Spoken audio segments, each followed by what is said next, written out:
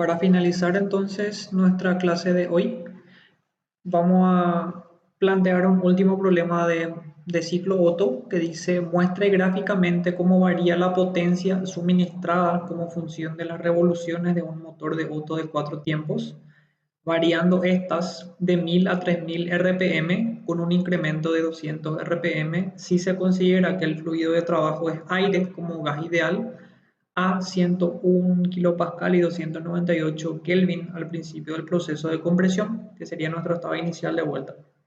Suponga calores específicos variables, quiere decir que las suposiciones son de aire estándar, no aire frío, en este caso estándar, y que la máxima temperatura del ciclo es de 1800 Kelvin, que sería nuestra temperatura 3, de acuerdo al orden que vimos en el ejemplo anterior. Se sabe además que la relación de compresión de este motor es de 8 y que el motor tiene 4 pistones, siendo cada calibre de 70 milímetros y cada carrera de 59 milímetros. Recordando un poquitito que el calibre es básicamente nuestro diámetro de nuestro cilindro y la carrera es la diferencia o la distancia en este caso que recorre nuestro pistón desde el punto muerto inferior hasta el muerto superior, hasta el punto muerto superior, que es básicamente lo que tenemos acá en pantalla para recordar. Entonces, la carrera sería lo que el pistón hace desde acá hasta acá, ¿verdad? Lo que se mueve desde acá abajo hasta allá arriba. Y lo que tenemos acá sería sencillamente nuestro calibre, que es lo mismo decir que sería nuestro diámetro de nuestro cilindro. ¿Está bien? Bueno, el problema tiene básicamente dos partes importantes que se pueden distinguir. La primera parte que es la de calcular en este caso. Evidentemente, si lo que yo quiero hacer es calcular la potencia, para calcular la potencia necesariamente tenemos que encontrar primeramente el trabajo neto que en este caso realiza el ciclo, ¿verdad? Y para calcular ese trabajo neto ya sabemos que se puede calcular a partir de los balances de energía en este caso, y para eso necesitamos los estados termodinámicos 1, 2, 3 y 4 por completo como hicimos en el ejemplo anterior. Para hacer eso no hay mucha diferencia o mucha dificultad con respecto al ejemplo anterior. Voy a pasar directamente ahora para agilizar un poco respecto al tiempo la explicación de, digamos, de cómo estaríamos obteniendo cada uno de esos estados para que podamos centrarnos después en la segunda parte que es cómo calcular la potencia y en función a qué yo voy a calcular o cómo voy a calcular esa potencia en este caso. Bueno, entonces partimos de un valor, bueno, para cálculos posteriores vamos a tomar un valor aleatorio de RPM para que simplemente esto calcule, ¿verdad? Después vamos a ver que esto es lo que deberíamos llevar a una tabla, ¿cómo sería esto acá? Bueno, partimos de nuestra relación de compresión que es 8 conocido. Nuestra relación de compresión sería V1 sobre V2. Recuerden que estamos siguiendo o estamos tomando básicamente este diagrama TS en donde empezamos en el punto inicial donde sería la primera etapa antes de la compresión y así sucesivamente. Entonces, a partir del estado 1 que conocemos por completo tenemos la presión en el estado 1 y la temperatura, fijándonos que en este caso es importante recalcar que la temperatura está en Kelvin y la presión en kilopascal, ¿sí? Y con eso podemos sacar directamente los valores de la entropía en el estado inicial, el volumen específico en el estado inicial y la energía interna también en el estado inicial. Recuerden que al ser un gas ideal, en este caso la energía interna es solamente función de la temperatura. Pero de hecho esto es algo que el propio programa le va a dar, simplemente para que tengan en cuenta eso. En el estado 2 sabemos que el proceso de compresión es isentrópico, entonces ya tenemos también disponible la entropía en el estado 2. Con esa entropía y el volumen 2, en donde el volumen 2 deberíamos poder calcular a partir de nuestra relación de compresión, ya que tenemos el V1 acá. Podemos sacar de vuelta en este caso nuestra energía interna en el estado 2. ¿Está bien? En este caso no tenemos ningún valor para el calor como teníamos en el ejemplo anterior, entonces en principio esto no se debería poder calcular todavía hasta este punto. Simplemente está indicado como el balance de energía que es necesario que se haga. Pero para que podamos justamente verificar eso, si borro todo lo que tenemos acá, intento resolver esto, evidentemente tengo 11 ecuaciones y 12 variables. ¿Por qué? Porque no tengo U3 todavía para calcular el calor o no tengo el calor para calcular U3. Entonces vamos a ver de dónde sacamos ese valor de U3, que sencillamente es lo que tenemos acá abajo, ¿verdad? Para el estado 3 sabemos que el volumen 3 es igual al volumen en el estado 2. Conocemos la temperatura, que es un dato del problema. El problema me dice, si volvemos acá, que la máxima temperatura del ciclo es de 1800, que sería esta temperatura. Entonces, con la temperatura y el volumen podemos calcular la entropía por un lado, y solamente conociendo la temperatura podemos calcular la energía interna. Con esta energía interna, entonces, eso sí ya podemos llevar acá y de esta manera podríamos calcular sin problema el calor de entrada. ¿Está bien? Y por último, para el estado 4, sabemos que el volumen 4 es igual al volumen 1, ¿sí? La entropía 4 es igual a la entropía 3 que sacamos acá arriba. Y la energía interna 4 en este caso expresamos en función a la entropía y al volumen también, que son las dos variables que tenemos acá arriba. ¿Está bien? Con eso sacamos el calor, que es U1 menos U4, sencillamente a partir del balance de energía, y con eso ya tenemos a mano, digamos, todos los valores de los calores para a partir de ahí calcular nuestro trabajo neto. También, si quisiéramos, podemos calcular la eficiencia ya a partir de eso, ¿verdad? Entonces, hasta ahí no creo que de alguna manera haya todavía inconvenientes o problemas. La parte nueva, digamos, que es lo que vamos a plantear ahora, sería cómo yo puedo calcular la potencia a partir de los datos que justamente tenemos, ¿sí? Entonces, vamos a escribir o vamos a ver de dónde o cómo podemos calcular esa potencia. Normalmente la potencia, vamos a escribir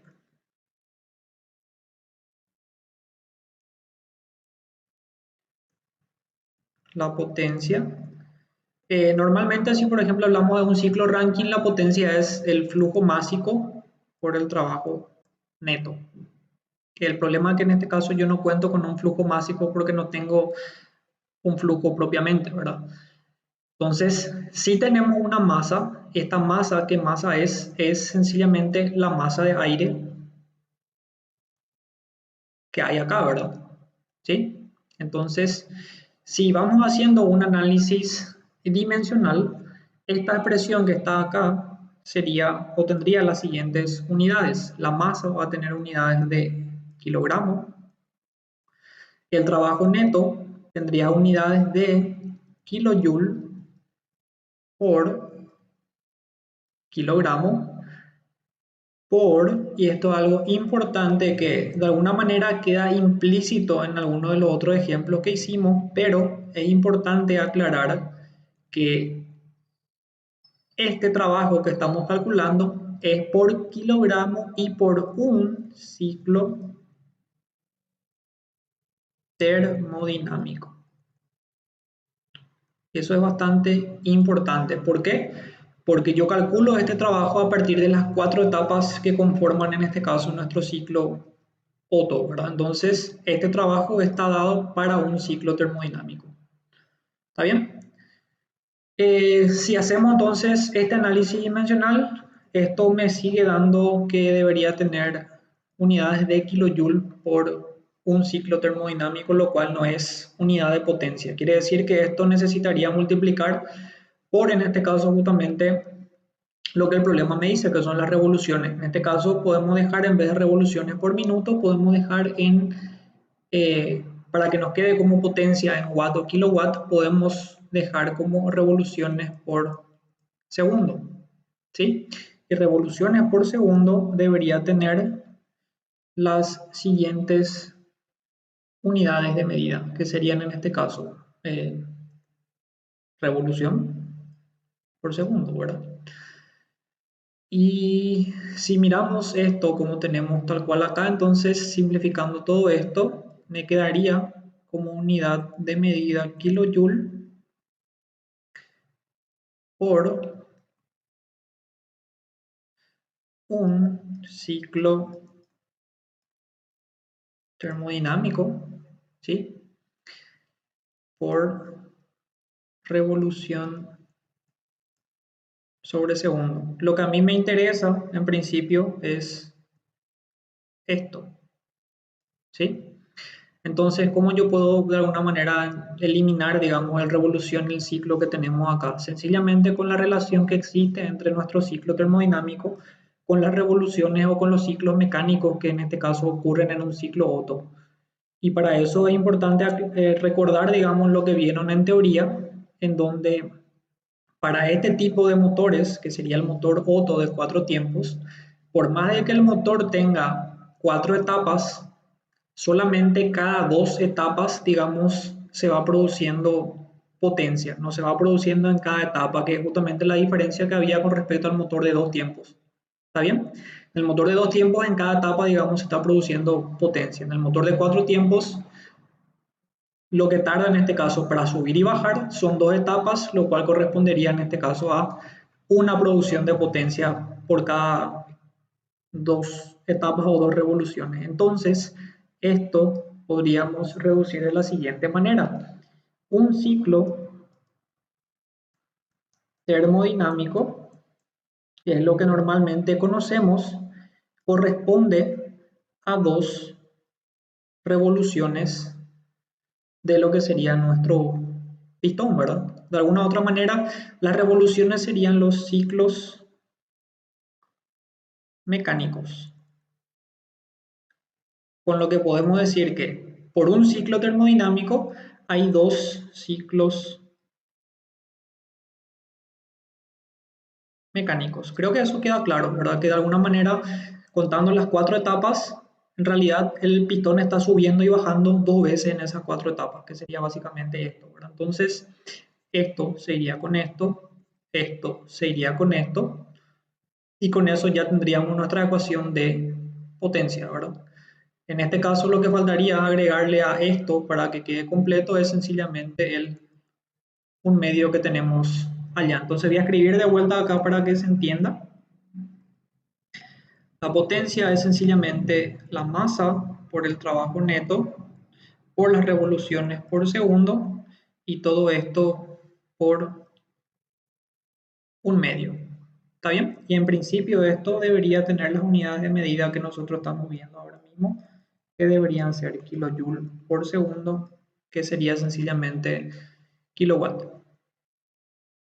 ¿Está bien? Entonces, una vez que esto se entienda, cosa que espero que se entienda con esta pequeña explicación y análisis para ver de dónde sale esta expresión, ya sabemos el trabajo neto por lo que vimos en el problema, o sea, ya sabemos que esto pudimos calcular a partir de los valores de las energías internas y los balances de energía. Las revoluciones por segundo son sencillamente lo que yo voy a ir variando de acuerdo a lo que me dice el problema, desde 1000 a 3000, que serían revoluciones por minuto, pasar sencillamente esto a revoluciones por segundo, ¿sí? Y nos faltaría entonces calcular solamente la masa. Entonces la pregunta sería cómo yo puedo calcular la masa de aire dentro del sistema. Y para eso vamos a ver justamente cómo utilizar los datos de nuestro propio cilindro y el pistón, que serían el calibre y la carrera, que es justamente lo que tenemos acá. Entonces voy a borrar esto que tenemos acá arriba, voy a dejar la ecuación allá abajo para que no se nos pierda, y vamos a ver cómo calcular esa masa que estaríamos necesitando para completar, digamos, nuestra solución del problema. ¿Está bien? Bueno, es importante aclarar o recordar en este caso que cuando volvemos, por ejemplo, al ES y yo digo que estoy calculando este volumen 1, este volumen 1 corresponde al volumen específico 1. Volumen específico, por definición, es el volumen total dividido la masa total que haya en este caso en el cilindro. Entonces, ese volumen específico 1 corresponde a este volumen que voy a marcar acá, que sería este volumen, que es el volumen que le podemos llamar ahora mismo de desplazamiento como tenemos acá, y a eso tengo que sumarle el volumen que está acá arriba, que sería nuestro volumen de espacio libre. Entonces, podemos escribir lo que sería el volumen total,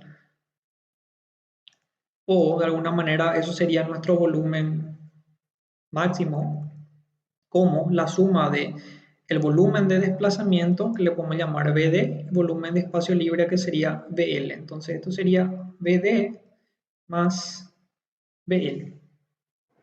¿Está bien? Entonces, estamos trabajando con las suposiciones de aire estándar. Dentro de las suposiciones de aire estándar, sabemos que una de esas suposiciones es que el gas se comporta como un gas ideal. Quiere decir que la ecuación de los gases ideales, P por B igual a nRT, es válida, ¿verdad? Entonces, de alguna manera, yo puedo utilizar esta ecuación para el estado 1. Esto sería P1, B1, el número de moles, no hace falta que sea 1 porque si el sistema es cerrado, entonces el número de moles sería constante, como la masa, la R que sería la constante, y esto sería T1, ¿verdad?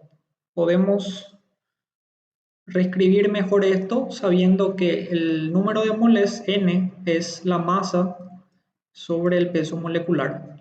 De acá entonces ya podemos saber que podría calcular esta masa, ¿verdad? ¿Sí? Esta masa es la que querríamos llevar después acá para nuestra potencia. Y otra cosa importante que no mencioné hasta ahora, pero es importante leer de vuelta el problema y mirar eso, es que el motor tiene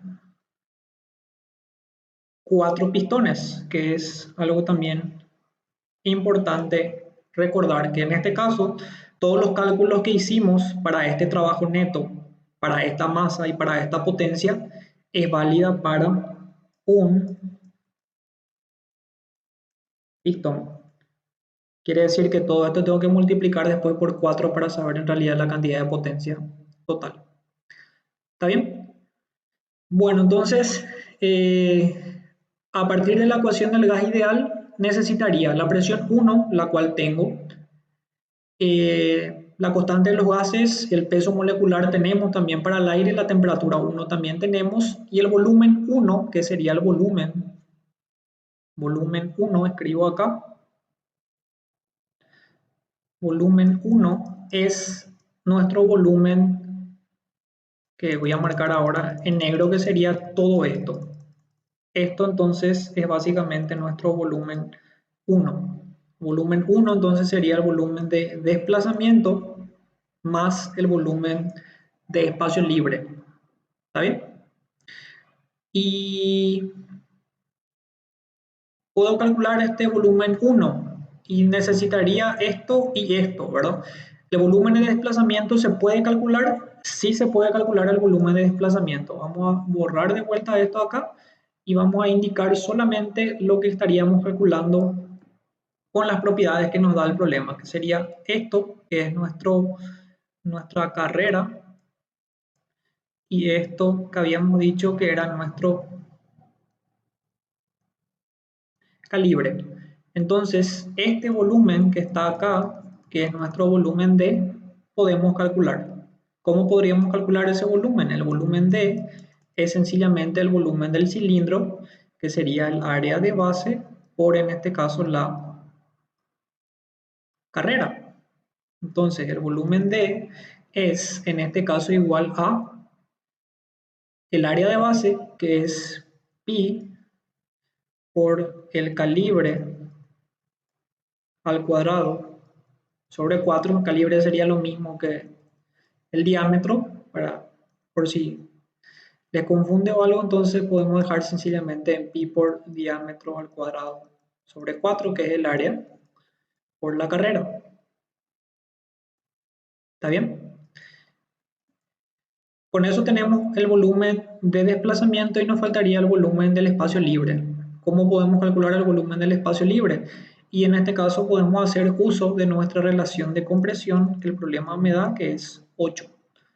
Ese volumen o esa relación de volúmenes es la relación entre el volumen máximo y el volumen mínimo.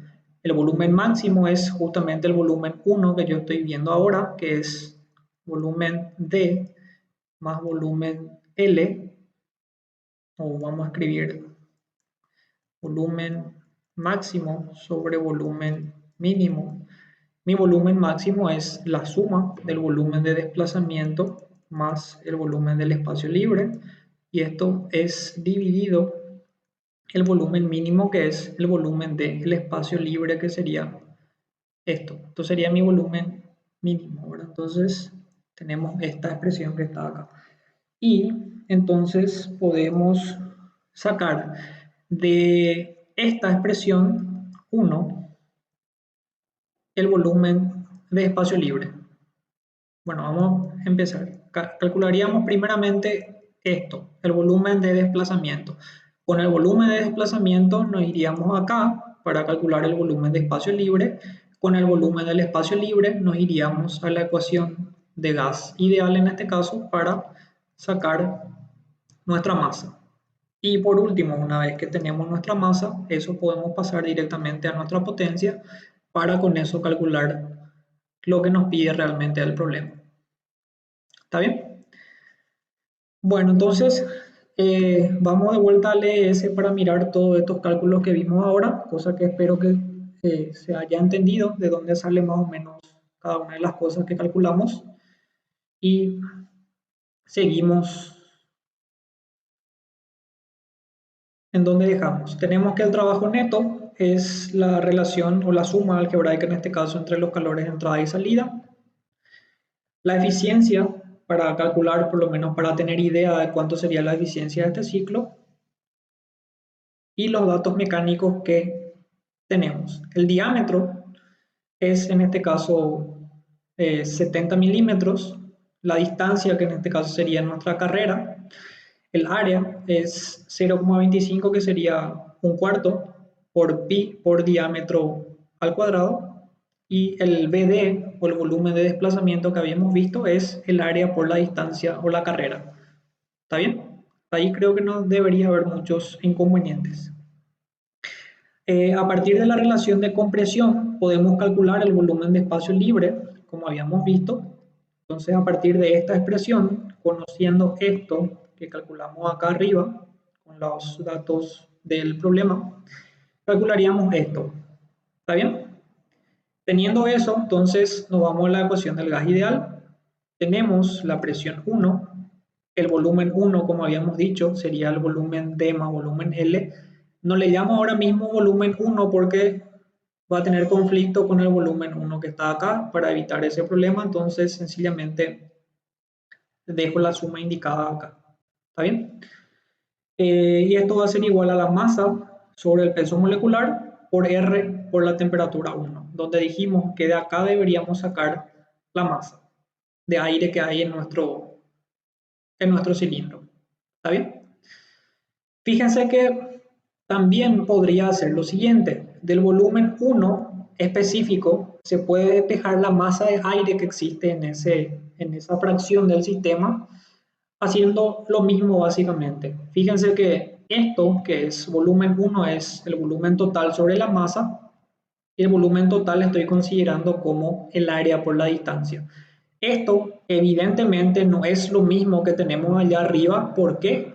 Porque el volumen total que estoy indicando acá es solamente el volumen de desplazamiento. Quiere decir que en este cálculo de masa que estoy mostrando acá, estoy despreciando esta pequeña cantidad de aire que hay acá, lo cual es probable que no influya mucho en el resultado que en este caso intente calcular, pero sí estoy perdiendo, digamos, esa precisión en base a que no estoy calculando eso. Entonces, todo lo que hicimos ahora acá mismo, calculando el volumen de desplazamiento, el volumen de espacio libre y todo eso, a partir de la ecuación de los gases ideales, sería lo ideal con respecto a este tipo de problemas y de cálculos.